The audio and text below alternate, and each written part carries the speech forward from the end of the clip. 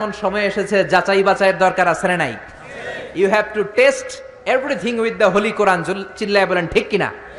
কারণ কোরআন আপনাকে সমাধান দিবে। আপনি যত ঝামেলায় পড়েন, আপনি যত বিপদে পড়েন, এই বিপদ থেকে সমাধান দিতে পারে একমাত্র কোরআন। চিল্লায় বলেন কি?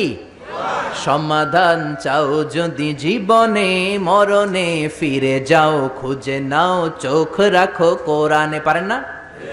সুন্দর সুন্দর ইসলামী সঙ্গীতগুলো মুখস্থ রাখবেন, পড়েন। সমাধান চাও যদি জীবনে মরণে, ফিরে যাও খুঁজে নাও চোখ রাখো কোরআনে। সবাই পড়েন আওয়াজ করে।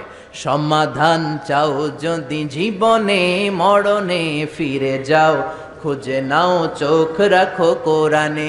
If you want a solution this dunya and akhirah, go back, have a look to the holy Quran.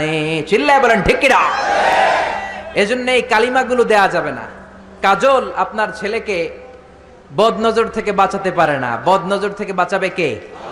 আপনি সূরা ফাতিহা পড়ে ছেলের গায়ে ফু দেন, সূরা ফালাক পড়ে ফু দেন, নাস পড়ে ফু দেন, আপনার ছেলেকে সুস্থ রাখবে কে? বিশ্বনবীকেও জাদু করা হয়েছে। কি আজীব তামাশা! বিশ্বনবীকে জাদু করে 6 মাস অসুস্থ রাখা হয়েছিল। জাদু করেছে ইহুদিদের বন্ধু লাবিদ ইবনুল আসাম।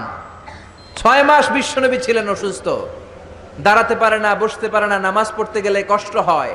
6 মাস পরে আল্লাহ সূরাতুল ফালাক, সূরাতুন নাস নাজিল করে দিলেন। এই দুইটা সূরাকে একসাথে বলে মুআউযিজাতান। চিল্লায় বলেন কি নাম? মুআউযিজাতান। চিল্লায় বলেন কি নাম? এই দুইটা সূরা পরে যদি ফু দেন, কোন জিনের বাদশাও আপনার ছিটে ফোঁটা কিচ্ছু করতে পারবে না। চিল্লায় বলেন ঠিক কিনা? এজন্য সূরা ফালাক পরে ফু দিবেন, নাস পরে ফু দিবেন। ছেলেকে সুস্থ রাখবে কে?